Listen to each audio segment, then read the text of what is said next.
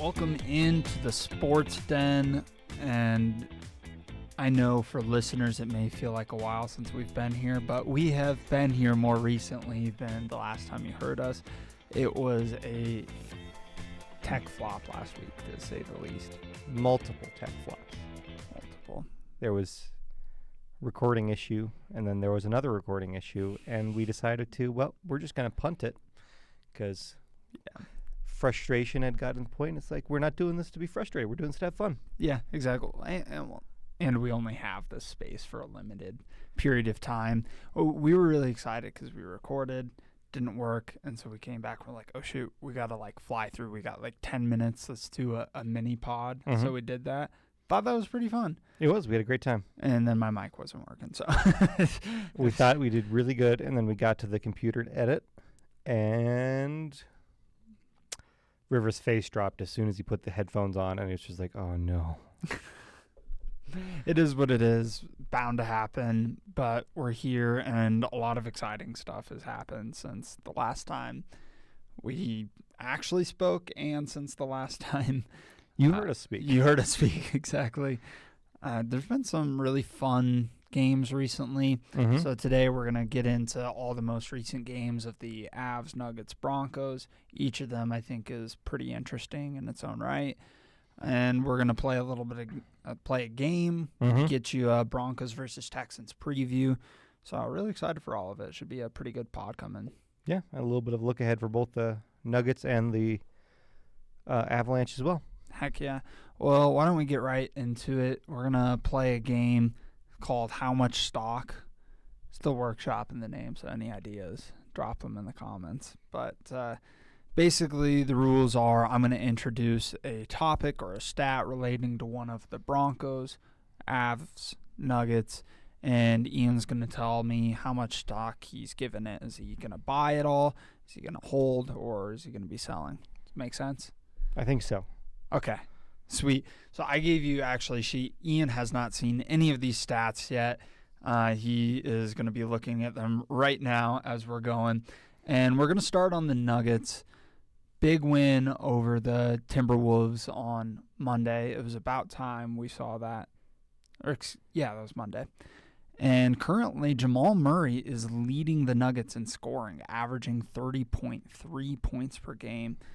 His career high is 21.4 points per game. That was actually last season. He always hovers right around 21 points per game. Are you buying it? Or how much stock, whatever the game is. What I would say to this is I'm going to ask you another question. In my opinion, Jamal Murray's scoring has not looked like it's not replicable. It looks very consistent. It doesn't look like it's flash scoring. It looks like he is being more aggressive and taking the opportunities and making them. His percentages are not out of whack for what they have been consistently, but he is being more aggressive, and there has been a significantly more foul calls in his favor, I think, for this season, but that's been over the entire league. There's been more foul calls. So lame.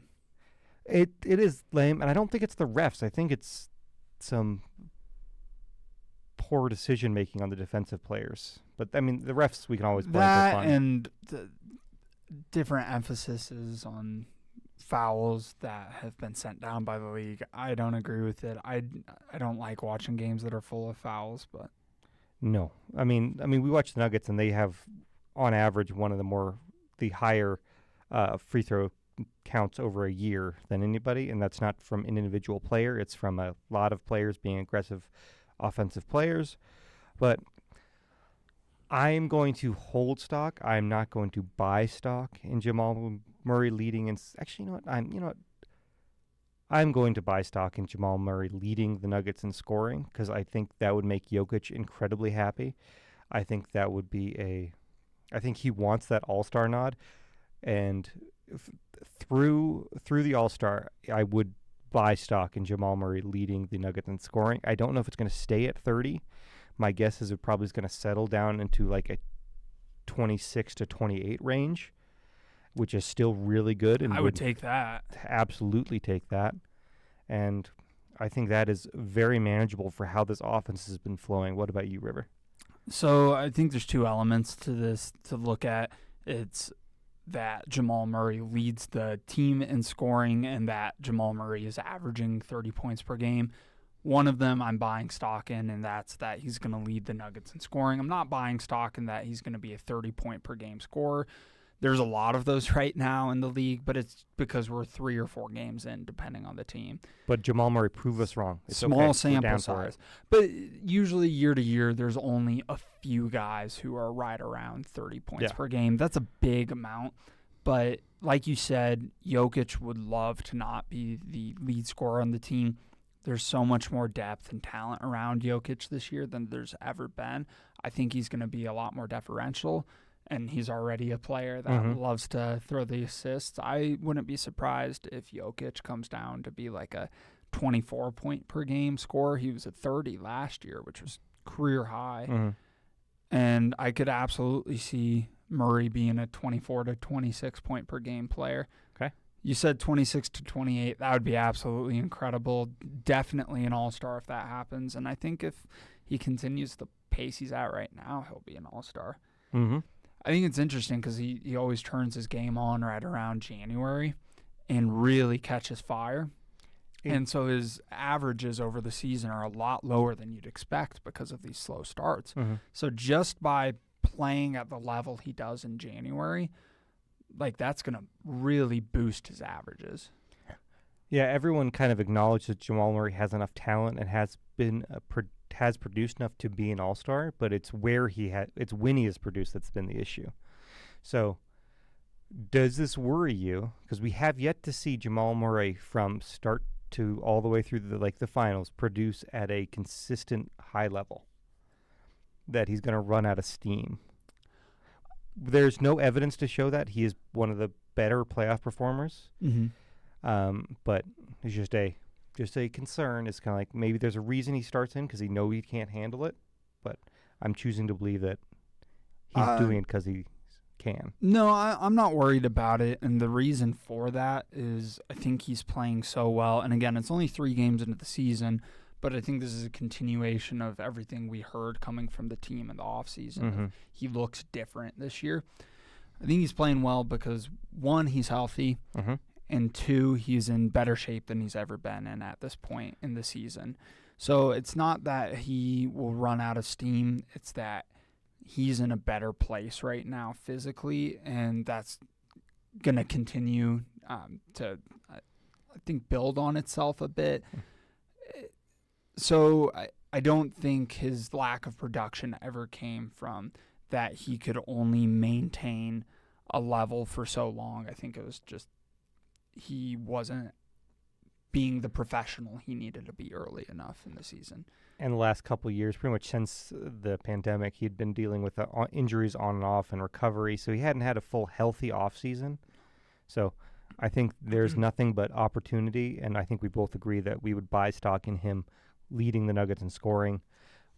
We don't necessarily think he's going to average 30, but I think that we've both agreed that we're investing in Jamal Murray as the leading scorer of the Nuggets. Yeah. I mean, if he averages 30, pencil it in that the Nuggets are winning the title. I think you can still pencil it in if he's at 26 to 28. Let's move on to the second one. I'm a very light pencil because there's a lot of very, very good teams out there. Sure. Okay.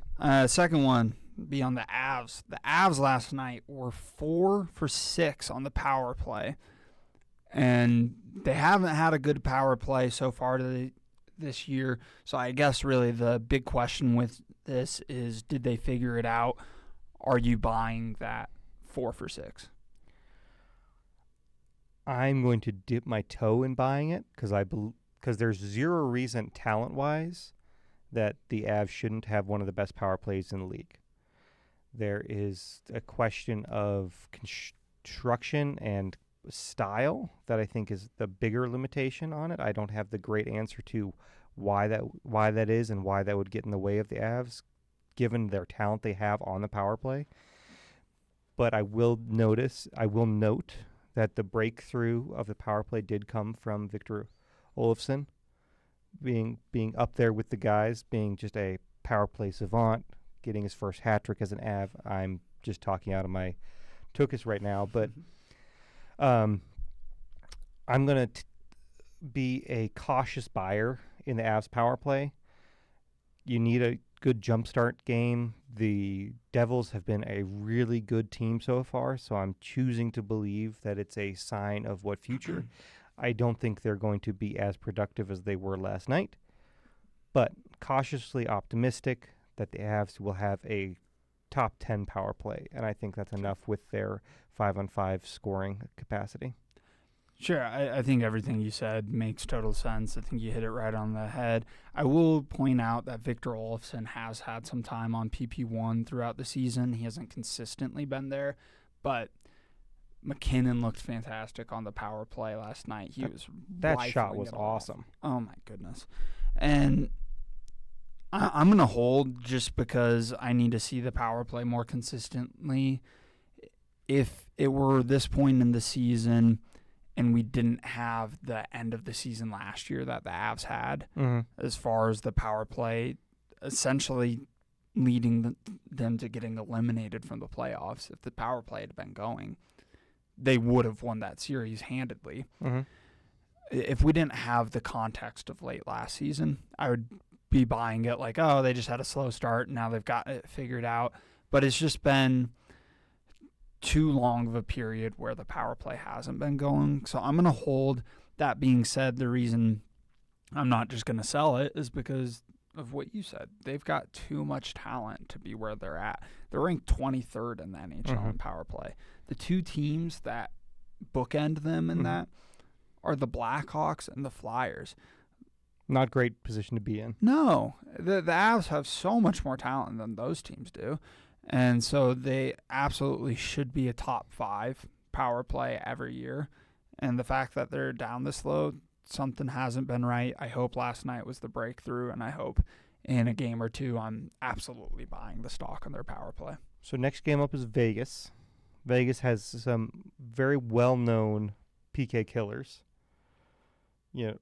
So are we expecting production from power play, or kind of like, I would kind of expect a disappointment playing Vegas on the power play? Because Marner is aggressive, gets in the face. Marner and Eichel. Yeah. You're not going to get any relief from that. I mean, that's a great point, but the thing is, they're too good to be denied. Like, they should be scoring a power play goal every single night because they should be getting on the power play a lot, and they do. I mean, 6 opportunities last night. That's a lot. Speed and pressure cause other teams to make fouls, and we have about as much speed and pressure as anybody in the league. Yeah. I mean, they're getting the cycle going. That their rush is it's so scary. Like, they'll get a lot of opportunities on the power play, and they have enough talent. They should be scoring at least one power play goal every night. Doesn't matter what the other team's penalty kill unit is. If they're not getting one every night, that's a disappointment. That or the refs swallowed their whistles for the game, and Avs only got an opportunity or two. Looking at the Mammoth game. Yeah, fair enough. Okay, so you're buying. You're not buying all the available stocks. You're buying some stock. I'm buying a couple just to say I bought some, but I'm ready to drop it if needed. Okay, cool. And I'm going to hold on that. Let's move on. Bo Nix right now, ranked 8th in the NFL in passing yards. How much stock are you buying? And I will point out, just as an additional stat, that he's also tied 6th in the league in passing touchdowns. It is going to depend massively on what this next game coming up looks like.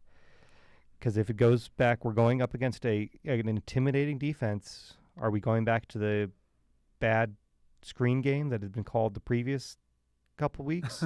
Or are we going to sticking with aggressive Bo down the field? I'm going to... My pessimism on Bo is coming out. I do believe that the Broncos possibly turn the corner play calling wise. I don't know if it's going to keep up with the amount of production that we had out of the Dallas game because of what Houston You're had. going from maybe the worst defense in the league to possibly the best. Arguably the best. I will buy one stock. So that's fewer stocks than what you bought for the Avs power play? It is the bare minimum of stocks, and I am going to, but also going to have it ready to be shipped out the door. You've got a diversified portfolio already. You got some Avs stocks, you got some Nuggets, you got some Broncos. Investing is the key to future success. And you're really going heavy on the Nuggets so far. Have the Nuggets given you any reason not to go heavy on them? No. Okay. Yeah. Next week is the trade deadline, so there's possibility of adding an offensive weapon for Bo Nix. In that case, I would buy. I do think Broncos reportedly making calls about wide receivers. I'm optimistic. And tight ends. And we didn't mention yet the big news of the day. Who got added to the Broncos practice roster? One of my guys that I've always loved, Mercedes Lewis, former first-round pick, 41 years old, same draft class. Gotta love German engineering. You'd be surprised by. He is a awesome blocking tight end. Brings a lot of experience. I don't know if you're necessarily going to see him on the field, but he is going to add and help the Broncos. Sure. Theoretically, I have no idea why he's signed, but he's so here. You're pretty well holding. I know you said you're buying stock on Bo Nix, but you're buying a singular share of Bo Nix being top 10 in passing numbers, at least passing yards, passing touchdowns. Passing yards I'd buy, passing touchdowns I don't. Really? See, if I were going to buy one or the other, I'd buy passing touchdowns, considering he had, 28 last season? That's a really good number. And the fact that he's tied 6th in the league this year. So I guess my position on it is I'm going to buy Bo Nix as a passer. And if this were we're surprised and the stat says that Bo Nix is top 3 in passing yards and passing touchdowns, I wouldn't be buying because I don't think he's a top 3 passer in the league. I don't think he's a top 5 passer in the league. But I do think he's a top 10 passer in the league, and so far through his career, those stats back it up. So far. And we've seen some really high highs out of him where you can believe that he's a guy you can build around. He's not necessarily going to be your Joe Burrow, Lamar Jackson. He's not in that tier necessarily, nor do I think he'll ever be in that tier. I think Colin Cowherd surprisingly put this really well because I think he gets a lot of things wrong. I mean, he predicted Drew Lock was the most likely second-year quarterback in the NFL to win MVP when it was Drew Lock going into his second year. But he did the thing. But I do think he put it really succinctly, is this guy is not Patrick Mahomes, but he is a franchise quarterback. Okay, there are a lot of tiers in franchise quarterback. There absolutely are, but he's not a guy that the Broncos should be looking to replace any given year. But again, he's not a Patrick Mahomes. So the fact that he's top 10 in passing yards and passing touchdowns again gives me a lot of confidence, and I do believe in him as a passer. Like I said, I wouldn't buy the stat if the stat were showing even greater numbers than what we're seeing, so long as the eye test was the exact same, right? Yeah. But I am buying it at 8th and 6th. Okay. I respect that. Yeah. I do wonder if the explosion from the run game reduces the amount of touchdowns, but possibly. But they're also so good at, R.J. Harvey, getting him touchdowns that aren't necessarily rushing touchdowns, although he did have one. So the run game certainly helps it, but I think it also hurts the total in a way. But in another way, also in the red zone, it opens up more opportunities where the defense can't predict this is absolutely going to be a pass. That's fair. Makes it a little easier for him to. If we reduce the amount of screen passes, I think that bodes well. Let's keep those limited. Should we go back to the Avalanche? Sure. So right now, Nathan MacKinnon actually leads the league in goals. Mm-hmm. Been phenomenal, as he always is. He's tied with a few other guys. Jack Hughes, my guy Cole Caulfield, Mm-hmm. Pavel Dorofeev, I always struggle. Who's had great line opportunities. Sure. So they each have 9 goals apiece. And I know this seems like a silly one. Mm-hmm. Oh, Nathan MacKinnon, one of the top 3 players in the world, is leading the league in goals. Of course, I'm buying that. However, I will say his career best season was his MVP season, the Mm-hmm. Hart season, when he had 51, and that ranked 4th. So he's never been the top echelon Mm-hmm. of goal scorer. He's been a guy that can score a lot of goals, but he's not a guy that leads the league in goals. So, do you think he can get the Rocket Richard? I mean, I guess that's the conversation we're having. Are you buying it? I am buying it, and I'm buying it for 2 reasons. Who are the 2 people who have consistently been in the Rocket Richard race over the last couple years? Austin Matthews. Uh-huh. I'd say Leon Draisaitl's been up there. Mm-hmm. Alex Ovechkin, not so much the last couple, but obviously pretty sustained throughout his career. But Austin Matthews has lost a wingmate who is all about the assists. Yeah. Jack Eichel has him, so Jack Eichel might be putting his name in a conversation at some point. But I don't know. He's at 8. He's one behind them. So I do think with the support and the kind of how the Avs have been built and how on fire MacKinnon has been, because I think this is just anger from the Dallas series last year, just built up. He's on a revenge tour to show that he is the best player in the league. Quick question. Is he the best angry NHLer? Oh, you got to tell me who else is in there, because I can't think of anyone who else is as consistently as angry as Nathan MacKinnon. I guess I mean when he gets angry. Is there anyone No. better than when they're angry? My question is, when is he not angry? Yeah, no, that's fair. But Because even he's holding the got a Stanley heart. Cup, he still looked angry. He does. He has got a heart. I do think he is. I think anger fuels him. I think it'll continue to fuel him and prove that he is the best angry player in NHL history. I don't know what reward that is, but it's something.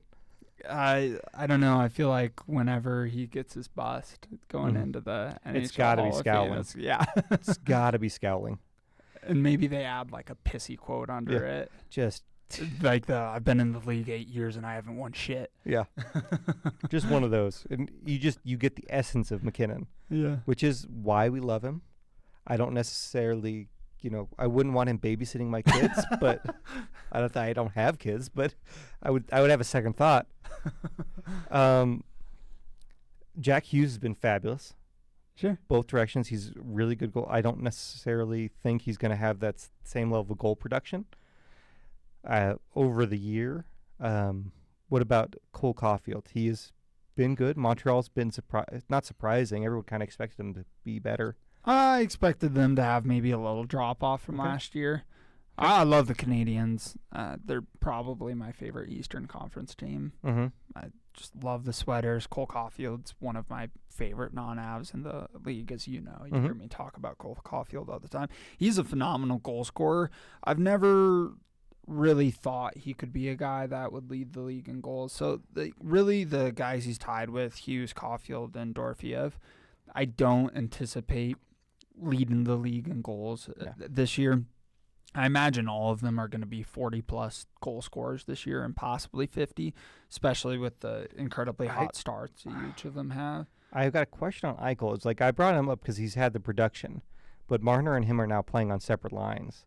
So is that a limitation on the overall goal production now that Eichel's the driver? Sure, I mean, he'll always be the driver, but I imagine there will be points during the season where he's playing with Marner. It just fluctuates so much with hockey.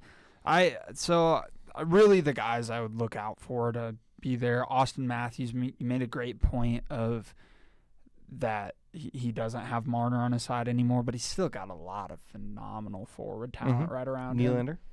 Yeah, Nylander, Matthew Nyes. Mm-hmm. There's some great players right there. I guess he wouldn't be playing with Tavares, but he's got a lot of talent on the around him power still, play. and he's the best goal scorer in the NHL, hands down. I mean, when we go back to MacKinnon when he was 4th in the league and When you have scoring that goals, much forehead, it's hard to stop. well, Austin Matthews had 69 goals that season. That's crazy. We haven't seen numbers like that in a long while. He is very good at scoring. So, like, he has such a high ceiling for goal scoring. I'd still look out for it. I'm gonna hold on this one. It sounds like you're buying. I definitely think MacKinnon has a shot to be the Rocket Richard winner, but I just imagine it's going to be someone else. Not to say that MacKinnon won't have amazing production by the end of the season. I would buy that this is a career year for MacKinnon in terms of points and goals. Yeah, he'll definitely be in the Hart conversation, even more so than he was last year. I think, well, MacKinnon can win the Hart without winning the Rocket Richard. Absolutely, he already has. But if MacKinnon wins the Rocket Richard, he's winning the Hart. Yeah. So, no, that's a great way to put it.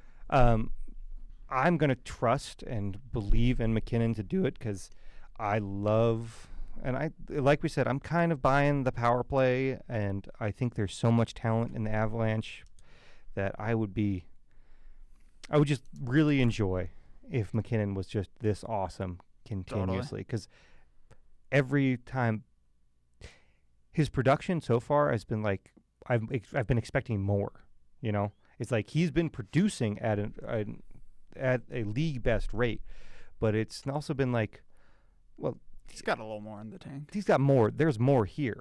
Yeah. From watching the games, and I've also him and Nate still are just. I think by the time like we're halfway through the season, teams are going to be scared of what those two are doing. I think teams already are. Yeah, legitimately. I'm realizing that I skipped over how much talk, and you're probably noticing that as well. So we'll jump back to that. But so far, you're buying Murray, leading the Nuggets in scoring. You're buying a little bit of stock for the Avs power play. You're pretty well neutral, but buying a share of Bo Nix being a top 10 passer in the league. And you're definitely buying MacKinnon leading the league in goals. This one, not as positive necessarily, but I'm curious to see where the conversation goes. Is right now Jokic has nearly identical minutes per game to last season, which is obviously a conversation that not just us have had, but a lot of Nuggets fans have had, of like, we need to see that those minute totals come down from where Jokic has been, because he's absolutely exhausted by the end of the season. It's the main reason they went and targeted Jonas Valanciunas. Last year, he had 36.6 minutes per game in the regular season. Right now, he's 36.3. 0.3 minute difference. Are you buying it? And I guess buying it in this case would be a negative thing. What I would be interested in is actually his usage rate. My guess is that Jokic's usage rate is down from last year. He has been very much a big part of the offense, yes, but I mean, you can see the Jamal Murray has been much more involved. Aaron Gordon has been significantly more involved. So I'm guessing that even if the minutes stay relatively similar, the usage has gone down.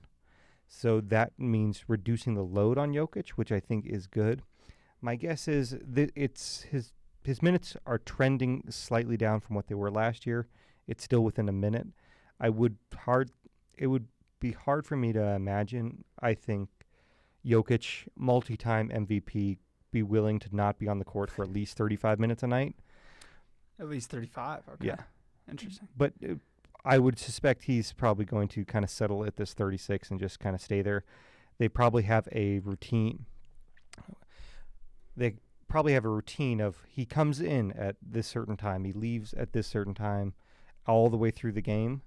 And I think that's probably been well planned out, and Jokic and Adelman have had a probably very in-depth discussion about what Jokic thinks is the best setup for him to be one consistent over the year and make sure that the offense is humming. So sure. buy that he's probably going to be around the same stock. Sure. Okay, so you're buying, but you're saying it's not as bad of a thing because that usage, right? Yep. Better. Okay, I think that's a really interesting take on it. I'm actually going to sell this. Okay. I do really appreciate what you're saying about usage rate, and I absolutely agree with that. I think it's great for him. Still really high usage rate. I don't want it to not ever be. He is an MVP candidate. Yes. He will have a massive use rate. Reason I'm selling is we're 3 games into the season. The first game was an overtime game. Yep. So that's going to add Additional time. And then against the Timberwolves, Adelman went to a really strange rotation in the fourth quarter. Okay. Where Jokic played the entire third quarter aside from like 30-something seconds. So came out at the very end and then started the fourth quarter in. Mm-hmm. Came out, came back in. Normally what we see from Jokic is he plays most, if not all, of the first quarter. Starts on the bench in the second quarter, but comes in around like the 6-minute mark. Plays most, if not all, of the third quarter, and then comes in around the 7-minute mark in the fourth quarter.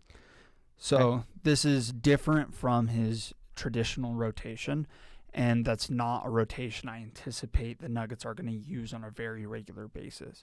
In fact, I would suspect it's something that's very irregular and only in big games that the Nuggets feel like they have to have. And I know you may be thinking, this is the third game of the season. How can the third game of the season be a one you need to have? This is different. It's Minnesota. Yes, it's the Timberwolves.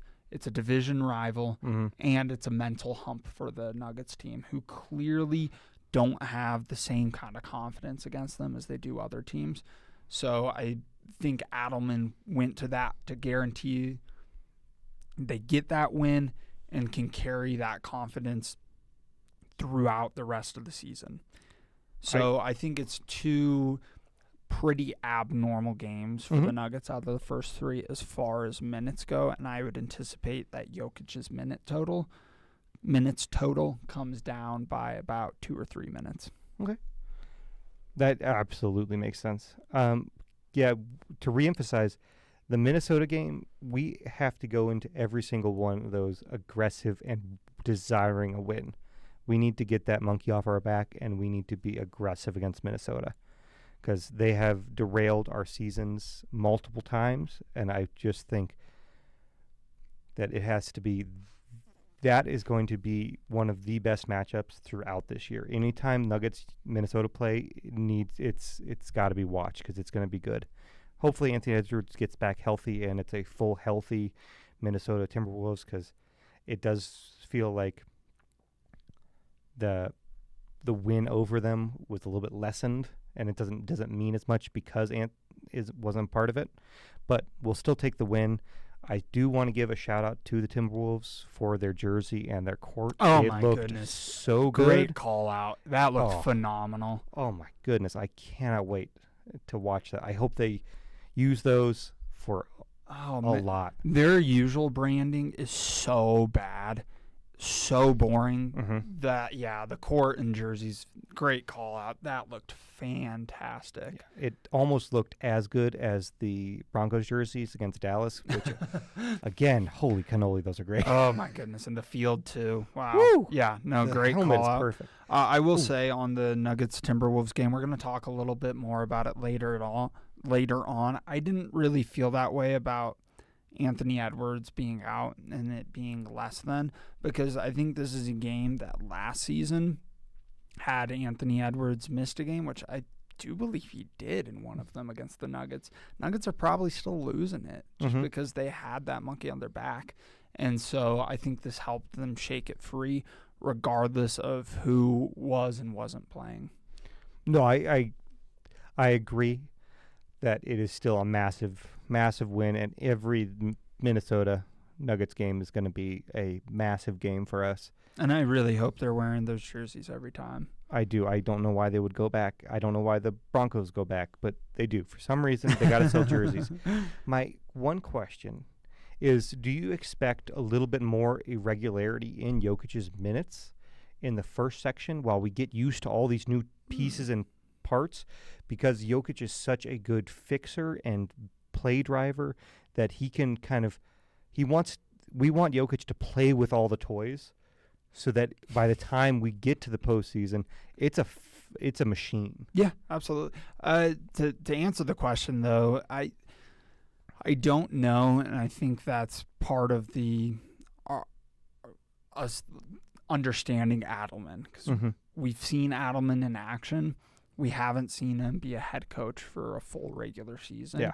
And so his response to that is probably going to be different than what Michael Malone's was. So I'm curious to see when the going gets tough early in the season, is he going to get through those tough minutes with some developmental guys, or is he going to press the break glass in case of emergency move and bring Jokic in? I hope Adelman realizes that this is a long season. We will make the playoffs, and to not break the glass until we get to the playoffs. Let the young guys develop and build out an awesome team. I agree. And what I will say that makes me have confidence that that's going to be the case is Adelman is a basketball nerd. Mm-hmm. And so I think he wants to play around with combinations, try things out. If they fail, he's okay with that. Mm-hmm. Just wants to see those things. And I'm excited for that too. I've enjoyed the Adelman experience so far. I hope to continue. I want Jokic is the pinnacle of flexible kind of he allows a team to be so flexible because of what he can do. Absolutely. So the coach needs to match him there and build a team that can shape-shift between its games. Totally. All right, let's move on to the next one. Going back to the Broncos, on Nick Bonita, who's gone 2 consecutive games without recording a sack. He started the season having at least 1 sack in every game, aside from week 2 against the Colts. He's still top 5 in sacks in the league. I believe he's at 3rd or 4th with 8. So that production to start the year was absolutely incredible, but obviously has slowed down over the last 2 weeks, going without one. Are you buying it? I'm a little worried, and I'm not worried about what Nick Bonito is as a player, but I'm worried that teams are game planning more for him.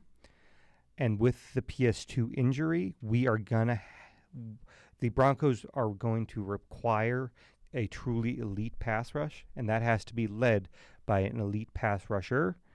And this is where the kind of rubber meets the road for Bonito. He showed he can produce at an elite level, but can he be consistent and produce through adversity at a Myles Garrett, at a TJ Watt? It's like he's put numbers up, but you got to put numbers up against game plan, against teams going like, no, we stop him and the rest of this kind of falls apart. So I expect a get-right game because the Texans offensive line is garbage. Hot, flaming garbage. So I hope that we see Bonito in the face of C.J. Stroud consistently, because I do have a little bit of concern about what effect Nick Bonito has if he's not getting sacks. So if he is held without sacks, that means he's not. I don't have stats in front of me, but he does not strike me as a person that gets pass blocks. He does not get necessarily, if he's held off on a rush, he doesn't necessarily get into the passer's face. You know, if he's beaten that first time on a block, and the quarterback doesn't roll out, he's not getting there. So I think this is interesting. What I will point out is that even the most elite pass rushers, they're going to go several games each season without recording a sack. Like if you were recording just 1 sack per week, that's 17 sacks over the course of the season. Good chance you're leading the league or you're at least top 2.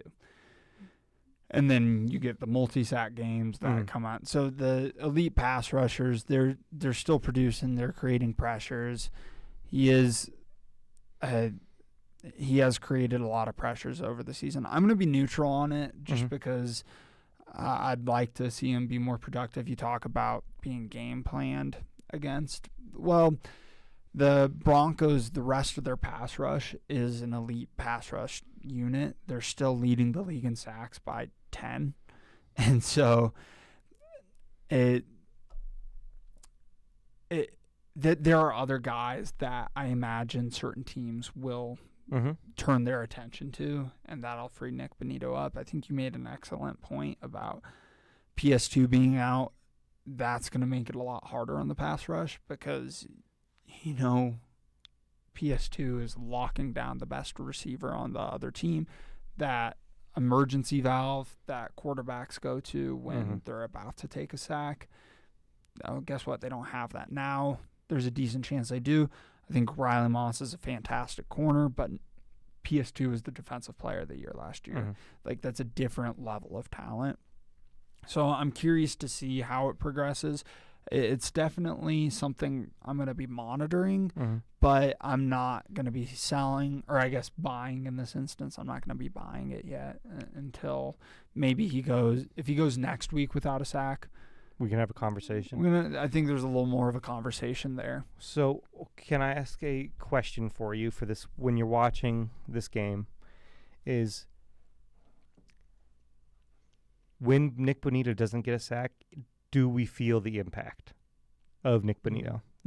Because a truly elite pass rusher has gravity and has impact outside of just a sack.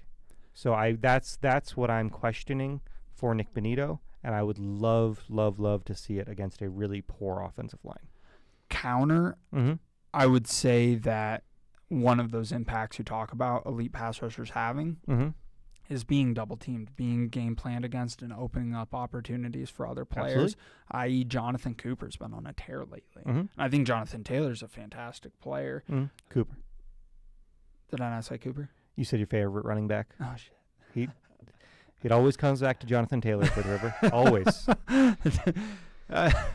I did not realize I said Taylor, and I would question what you're telling me right now, except for that totally sounds like me.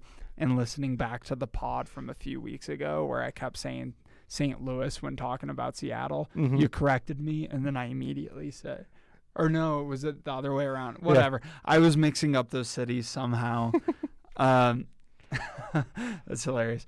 No, but I think Jonathan Cooper is a phenomenal pass rusher, but I think his production recently has been helped by Nick Bonito being the player that's getting game planned against. Absolutely. Cool. All right. Let's go to another negative one, I guess. Although the way we frame it could make it so it's not so negative. I'll do my best. Cam Johnson has not been good for the Nuggets so far. And right now he's shooting just 25% from three. Banged up his shoulder this last game. He's questionable for tonight against the Pelicans. But yeah, shooting 25% from three. He's a career 39% three-point shooter. Definitely a huge downtick. What do you make of it? Are you buying it? I'm not buying it. I believe that he will find his normal. I don't know if it's going to be at that elite 39% this season, but I hope so. I do think he is one of the best 3-and-D players in the league. So I'm just keep letting him shoot. He'll shoot out of it. He's going to have better and better opportunities as Jokic gets used to playing, and he gets used to playing with Jokic and Murray. And the Nuggets have one of the best kind of three-man games with Jokic, Murray, and Gordon. And if once Cam figures out where he actually truly has to be and he finds his shot, being that outlet for that three-man game, it's going to create a beautiful four-man game. And then Christian Brown's also there. So I am not worried about Johnson. Like we said, early season, he'll find his rhythm. Yeah, I am absolutely selling this.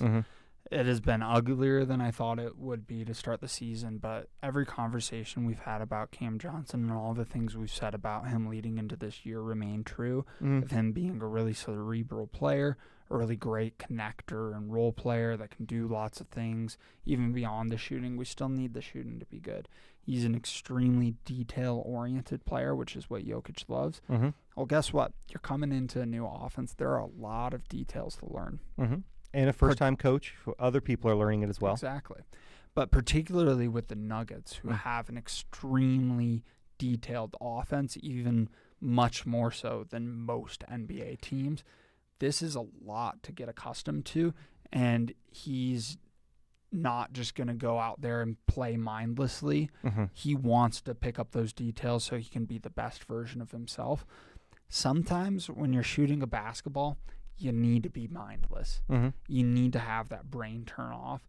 Right now he's got all those gears going, and eventually, because there's so much information he's absorbing, he's going to absorb it all, and it's going to make him a better version of himself than what he has been.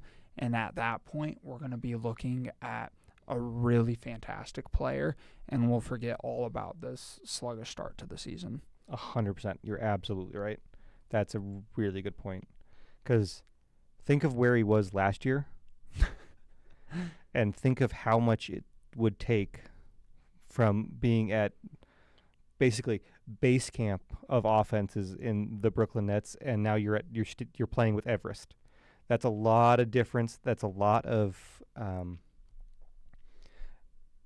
it's a much bigger load for people to take on, and I think it's just going to take him a little bit of time to get there, because Cam Thomas was not a good driver of team offense, and that's what he was dealing with all of last year. Expect our Cam Johnson to be, I expect to be an elite 3-point shooter by the end of the season. Absolutely. And I'll go even further when you're talking about the comparison to the Brooklyn Nets. Like, he's coming back to a situation where he's playing for a winning team again. He's been on a winning team in the NBA before with the Phoenix Suns, but it's a different style of basketball where it's and like a significantly go up, different role. Put up shots, put up points, and he talks about how he wants to be a player on a winning team. He doesn't care about that stardom. There's certain guys that are going to excel a lot more in the Brooklyn role, but now he's, I think, putting a lot of pressure on himself to be part of a winning team, not detracting from that, but actually adding to it. And so I think there's some additional pressure on himself right now. He's creating maybe a little bit more pressure than he needs to be, and just needs to kind of let himself settle into the offense and understand that he's on this team for a reason. Yeah, and he's got a teammate who has been the personification of that idea of team leadership in Aaron Gordon, or in team first play.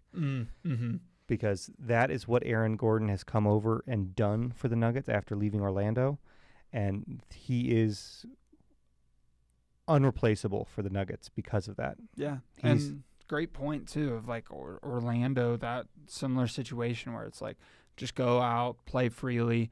If you win or lose, it doesn't really matter. So there wasn't that additional pressure. It's kind of that mindless game, or it could be. So there is one thing I do want from Cam Johnson.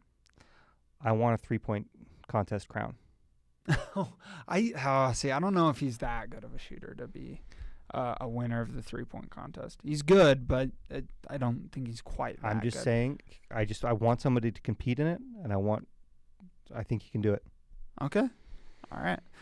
Let's go back to the Avs. Talk about Scott Wedgwood, who we've been very complimentary of this season, and I think all Avs fans have. But right now, he's got a sub-900 save percentage. He's down to .899, so right on that border. A little over 2.5 goals against average. Like, those numbers are okay. They're fine in today's NHL, but he was off to an incredible start. Are you buying the stock? I'm not buying that these numbers are what Scott Wedgwood is for the Avalanche. I wish I'd pulled this up beforehand. What were Wedgwood's numbers after the first 3 games? I mean, I think it was a goal against Yeah. game and 930 save percentage Yeah. or something like that. I don't think it's 930, but I do think Wedgwood is a 910 plus because he's going to be a number 2 for the Avalanche. I think Wedgwood is worn down at this point and has served the Avalanche well. Blackwood was back and dressed last night, right? Yeah. So I expect as the demands on Wedgwood go down, his percentage will go up and get back to what he kind of was in those first couple games, because there's been a consistent drop-off from when he was healthy, feeling rested, to now that he's been played more than what Scott Wedgwood should be played, and he's tired and letting in more goals. Yeah. So I think this game is interesting in that the stock that we're buying, selling, or remaining neutral on, the context is just the stats presented. Mm-hmm. If we could assign meaning to it, which is essentially what we're doing, that's how we're coming up with our decision. So if I assigned the meaning to this that Scott Wedgwood is tired right now, then I'm absolutely buying that stock. He is so tired. If I'm assigning the meaning to this number of, okay, he's falling off and is going to be meh the rest of the season, I am absolutely selling that. Mm-hmm. I think you hit it on the head.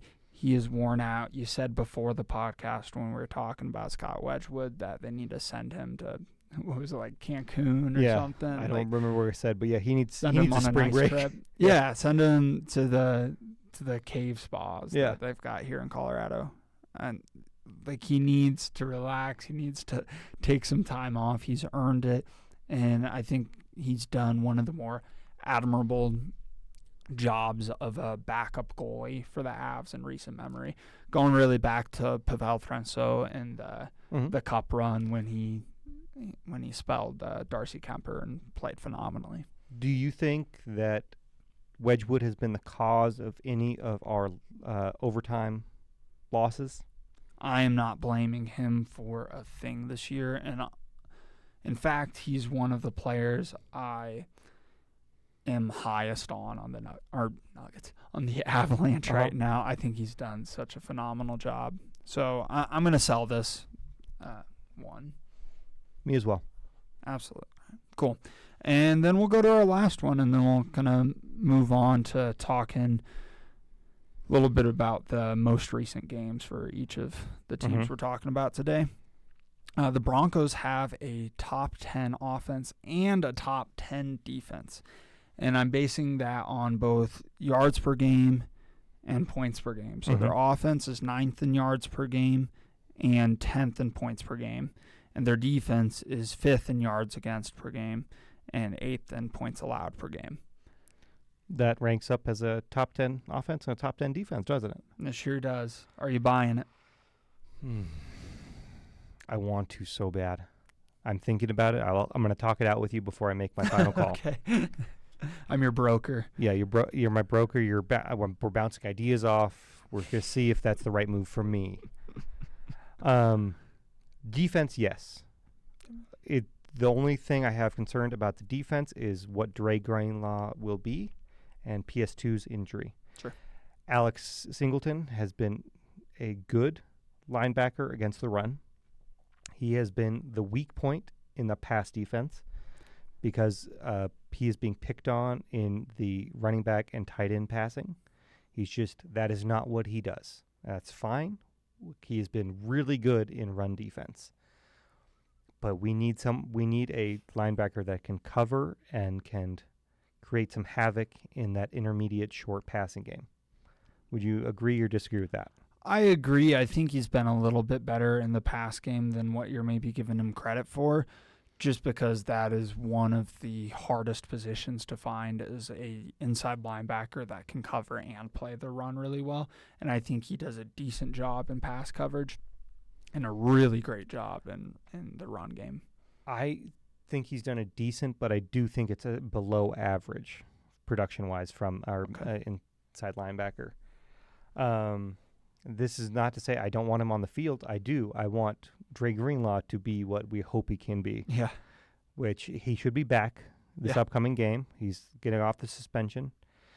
So hopefully that is my one concern. I'm hoping the pass rush can be as consistent as it has been over the first section of the season and really reduce the load on the secondary, because we're going to need it after PS2's injury, but because I think we can be there as a top 10 defense. But I do see that if we don't get that help in the linebackers and the pass rush finds it stumbles because the secondary isn't as strong.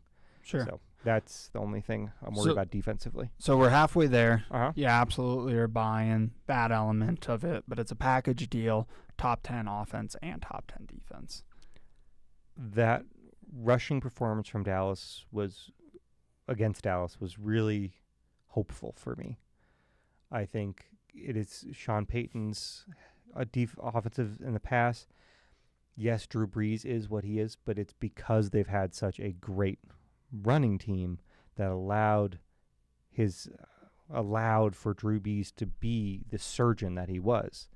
So if the Broncos' run game continues to be as productive, top 5 in the league, I do expect the Broncos to be a top 10 offense. So I guess talking through this is like, I do not have massive red flags on either.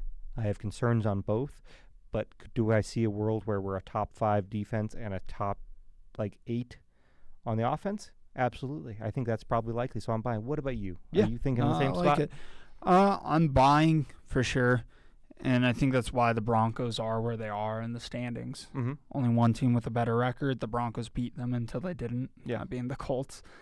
And so which really kills me, because if they don't call that leverage penalty, the Broncos are in first place in the NFL. Yeah. It is what it is, but the Broncos have been one of the most penalized teams in the league, so that's a flaw of ours. I need to see some of the recent stats, but it definitely feels like it's getting a little bit better. Mm-hmm. It's not as horrible as it was early on in the season, but like you said, the offense is the thing that could spoil this, not being a top 10 offense, but their running game is a top 10 rushing game. And then we looked at some of those numbers from Bo Nix. It's been productive enough that, I'd say he's been a top 10 passer for sure in the NFL this year. I said that earlier, in fact. And so if you got a top 10 passer, top 5 rush game, then you've got a top 10 offense.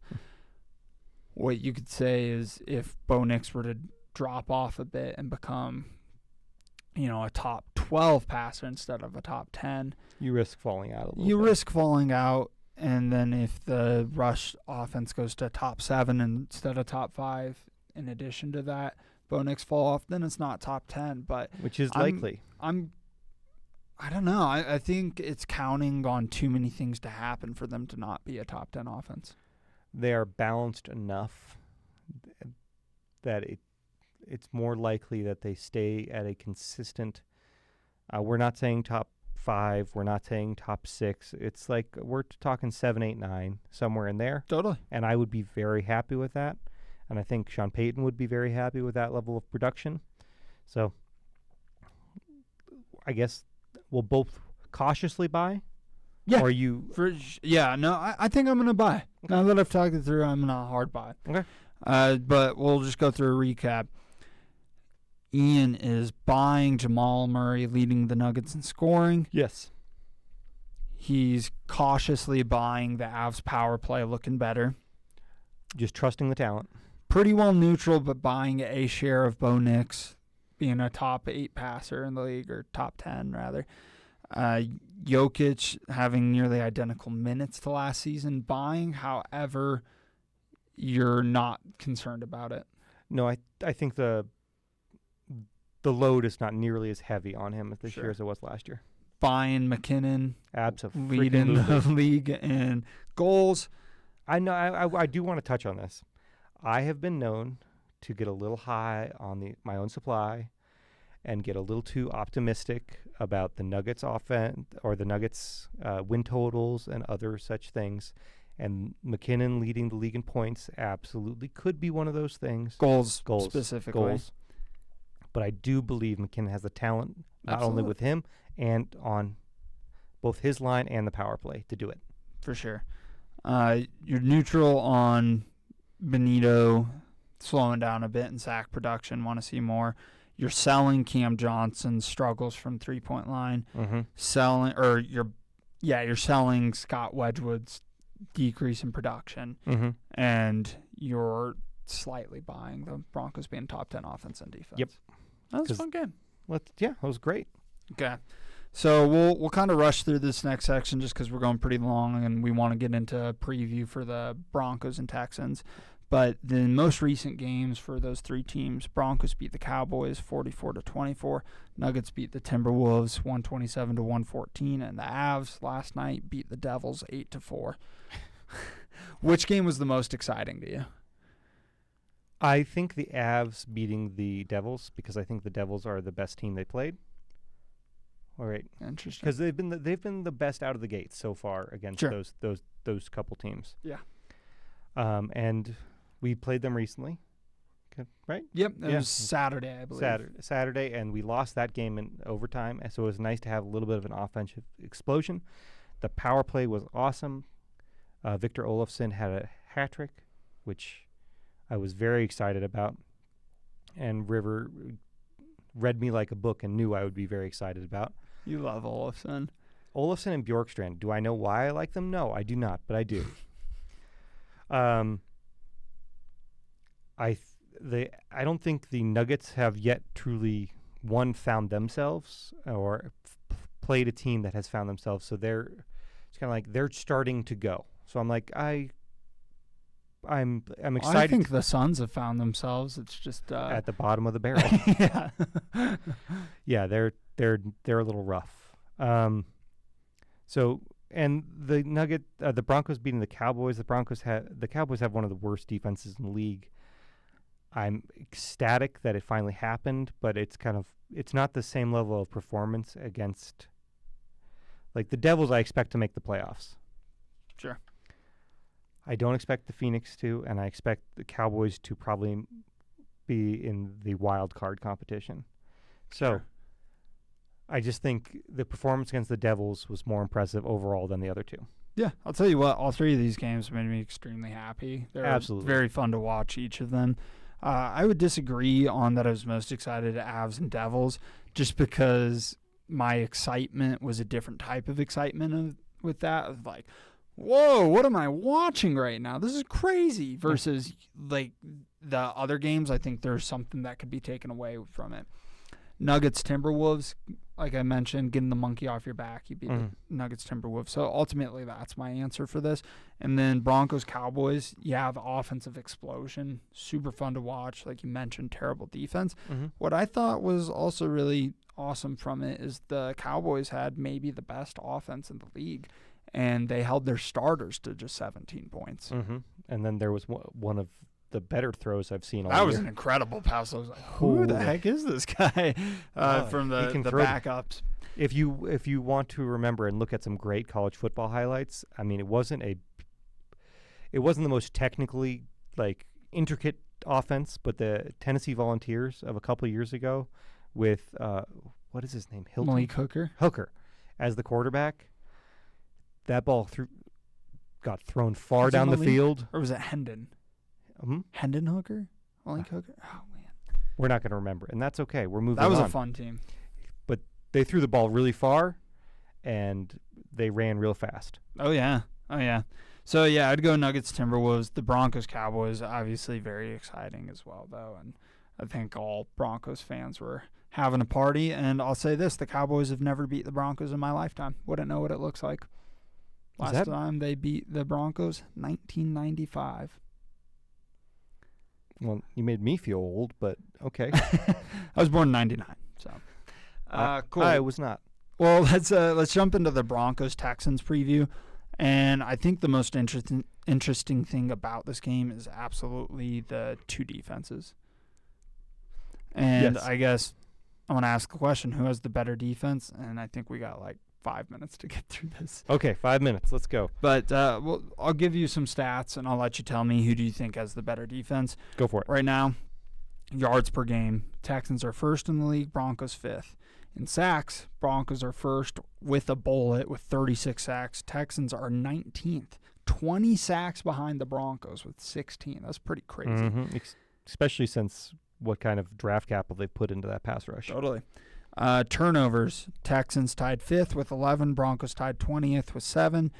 Points per game, Texans first, Broncos fifth. And each team's played some bad offenses and played some pretty good offenses as well. Who has the better defense? Well, I'm going to say the Broncos. Okay. We're both going to say the Broncos. I will say the Texans have a really good defense, and I think they have some truly elite players. Like, Will Anderson is awesome. Stingley is a spectacular corner.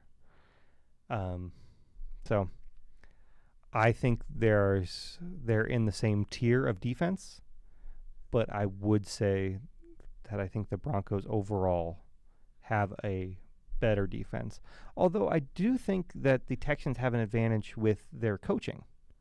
I think D'Amico Ryans is a better coach and defensive game planner than Vance Joseph, because I think Vance Joseph can be a little over-aggressive, and D'Amico Ryans is an aggressive play caller, but I think he gets caught out less.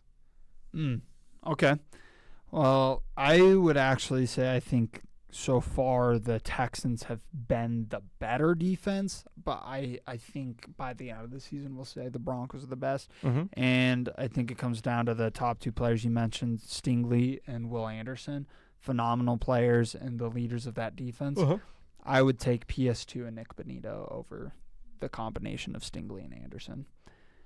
And I don't think that's very controversial, honestly. I could see an argument that could be made for Stingley and Anderson, but PS2 is a Defensive Player of the Year. Neither Stingley or Anderson have won, and Benito's a Defensive Player of the Year candidate.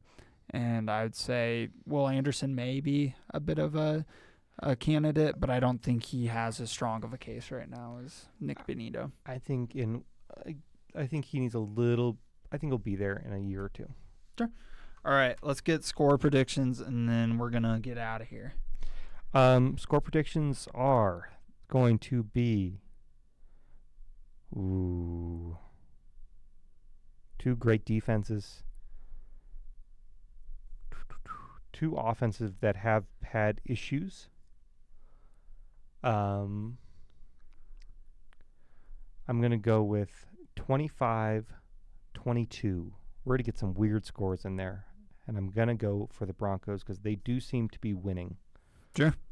I'm going to go Broncos winning 20-13. Okay. I just have a hard time seeing the Texans offense doing anything. Like you said, they've struggled, and with that poor of an offensive line going against the defensive pass rush the Broncos have that leads the league by 10, I don't know how they're going to stop that. Yeah. I hope for a big sack number coming up, and if they do, C.J. Stroud has been shown that pressurized has issues, much like Bo Nix has issues when pressured.